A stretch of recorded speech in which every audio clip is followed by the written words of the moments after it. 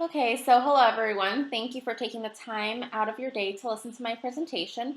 The title of my presentation is The Role of Staff Supervision and Training Practices in Individuals with Intellectual Disabilities and Challenging Behaviors.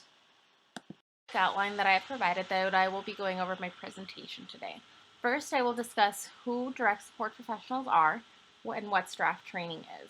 Next is the BACB guidelines, which will follow with the importance of staff training in the area of behavior analysis and implementing treatment for clients. Then I will be going over history of past training centers, and while we're on the same topic of past history, ethical dilemmas will also be discussed. I will touch briefly on how our role as behavior analysts tied into avoiding ethical dilemmas with our direct support professionals. Then I will be discussing some of the research that has been done in staff training, the different techniques that have worked best, and limitations that even those techniques have had. Finally, I will go over future directions for staff training and different behavioral techniques that can be applied to the different areas of training.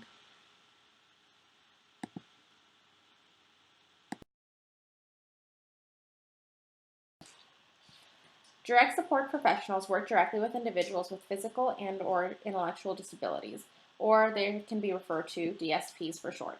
DSPs may assist individuals to lead a self-fulfilled life, help perform activities of daily living, and integrate within the community. Staff is able to provide services to individuals at their home, school, work, and even around the community.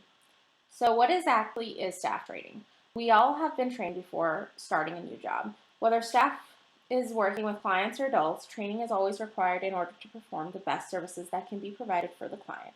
But who is responsible in making sure staff are performing ethically and adequately on a daily basis?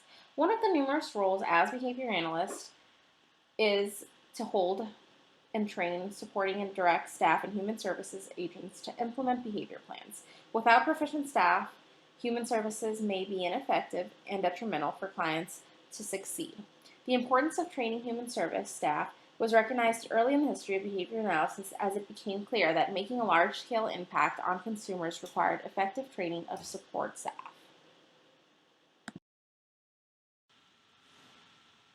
Different states have particular training requirements to work with individuals.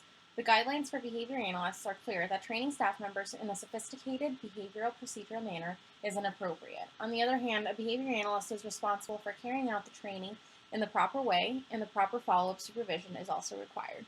In some cases, clients are assigned a one-to-one staff for closer and selective attention, but the ratio to staff to clients can vary depending on the facility center or the challenging behavior that is being exhibited.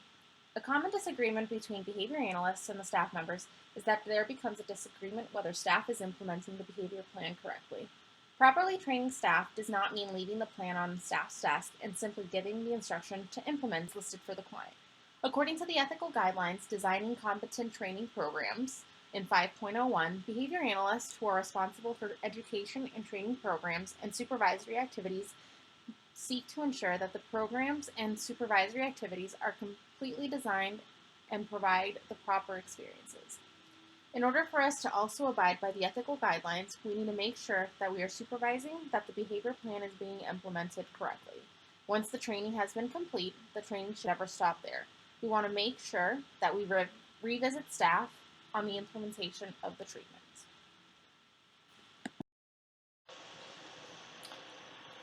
Ethical violations or dilemmas may come up more frequently than we sometimes can or would want to imagine. Staff members can also break ethical guidelines without being aware that they are. Staff members are held to the code of ethics developed through the National Alliance for Direct Support Professionals, so the NADSP. The NADSP guides staff through the ethical dilemmas they face daily and encourage the high professional ideals. According to the NADSP, the following codes is considered to be part of a profession, but a roadmap to assist in staying the course of securing freedom, justice, and equality for all. Person-centered support, promoting physical and emotional well-being, integrity, and responsibility is just to name a few.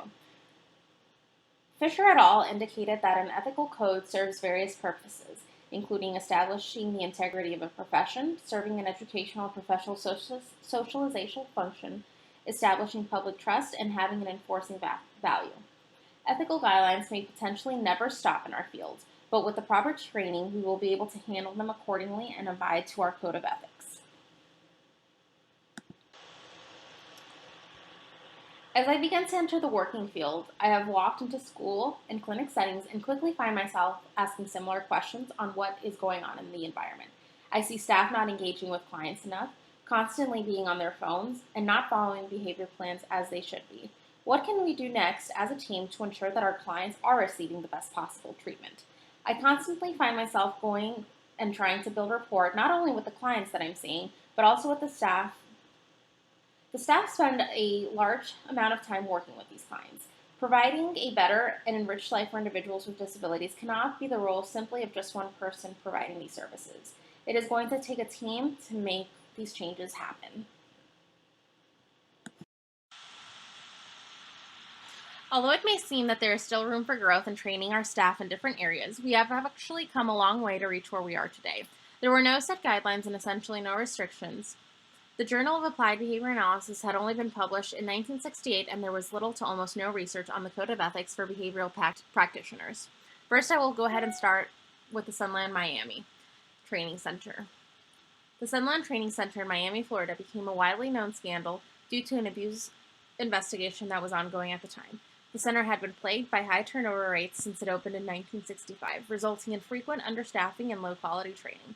But in reality, all the procedures that were taking place in Sunland Training Center were systematically applied, condoned by supervisors and professional staff, and even recorded in daily living unit logs. But what could have possibly gone wrong in this type of environment to quickly escalate to an abuse investigation? Staff had actually not received supervision correctly, and even the supervisors there had not received proper training. The cases from the Sunland Training Center shed light that there was actually no training going on in many training centers across the nation. The positive aspect from this was that we were able to evolve in the field of behavior analysis. Without the horrifying aspect, proper ethical standards and guidelines would have not been put into place. Second is the Willowbrook State School. Willowbrook State School was located in Staten Island, New York. It was the largest state-run institution for people with developmental disabilities in the early 1970s. Willowbrook State School was notorious for its deplorable conditions, the controversy surrounding its operation, a public artery that would transform the civil rights of special needs families. Most residents were completely without any form of stimulation other than a small television set playing in the corner. Some were even placed in solitary confinement for up to 5 years at a time. The state of disarray was largely due to budget cuts that had caused the institution to downsize its staff. At Willowbrook's lowest point, there were only 2 or 3 people caring for 70 patients at a time. As mentioned earlier, the ratio of staff is vital for its level of achievement. With only 3 staff members caring for an average of 70 patients, the client would not receive the care and respect they deserved. In 1972, the Association for Retarded Children, ARC, proposed changes in legislation to afford people with mental retardation the rights they deserve, which included the dismantling of large institutes into smaller treatment facilities. In 1975, a decree was signed, the Willowbrook Consent Decree, in which mandated the creation of institutional homes and closures of large state-run facilities. This was a turning point not only for the individuals who were receiving services, but a wake-up call that the state ran facilities all around.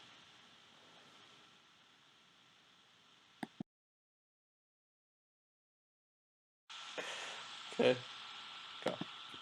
How can we determine what will be the best practice to use for staff members to provide efficient and effective treatment for our clients? Clients have a behavior plan that has been modified and made specifically for them.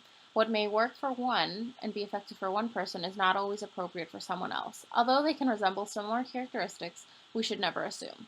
Not only do we need to consider the different challenging behaviors such as SIE, property destruction, and aggression that are being exhibited by the clients, but being aware of the differences of individual diagnoses. So first I will go over the first research area of evidence-based.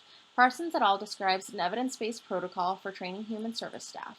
The research describes the basic components of the training protocol for behavior analysts. The training procedures closely resemble the behavioral skills training model, BST, for training staff that includes instructions, modeling, practice, and feedback.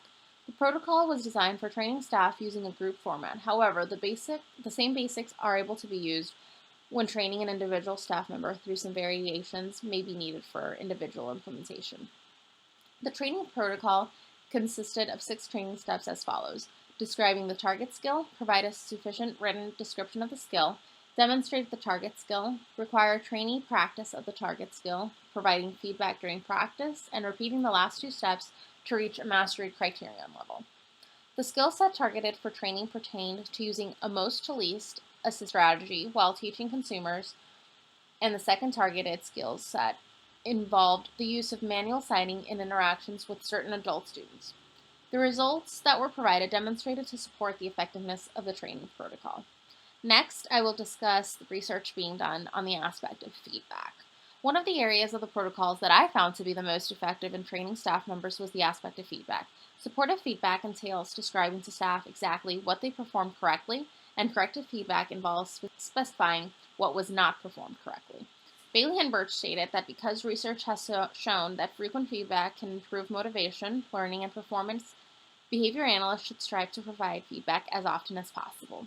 How can staff members know what they are doing correctly or incorrectly if behavior analysts are not providing feedback? Not only should feedback be provided continuously, but it should continue to be provided as immediately as it occurs. The third area of research was a client perspective focus. It's imperative that not only the perspective of staff and other professionals are considered, but also the perspective of the clients themselves.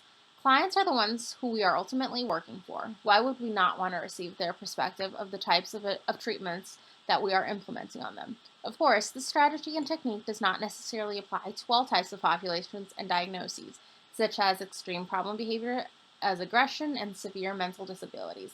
But some of our verbal and mild clients may look forward to even building a stronger rapport with staff when their perspective is taken into consideration. The study consisted of identifying studies that were published between 1991 and 2011 and concerned staff working with clients with mild to moderate forms of intellectual disabilities and challenging behaviors. First, results indicated that attention to staff-client relationships is rarely part of staff training programs. And second, the trend that was identified was that there was no attention to the perspective of clients in the evaluation of staff training programs. The field of behavior analysis has grown dramatically over the past half century, and it is safe to say that our field is continuously growing. I believe that behavior analysts play a significant role in increasing the effectiveness of staff training programs around our community. A key factor that direct staff and behavior analysts need to be aware of is keeping consistency with individuals that we provide services to. There have been numerous times that I've seen a behavior plan work successfully, but once it begins to get slightly altered, problem behaviors tend to return or increase. If consistency, it can save a significant amount of time of retraining the proper protocols, and the behavior would be ultimately extinguished.